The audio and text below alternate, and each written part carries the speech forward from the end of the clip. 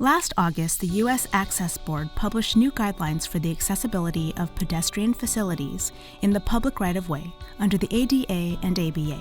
These guidelines focus on enhancing access to sidewalks, streets, crosswalks, curb ramps, and other components of public right-of-way, ensuring accessibility for users of all abilities. While the guidelines aren't legally enforceable until adopted by the DOJ, DOT, and standard-setting agencies under the ABA, many cities are working on providing accessible and compliant infrastructure to prevent costly legal battles. With thousands of curb ramps to be designed and retrofitted across the U.S., these components of the design can significantly affect project timelines and associated costs.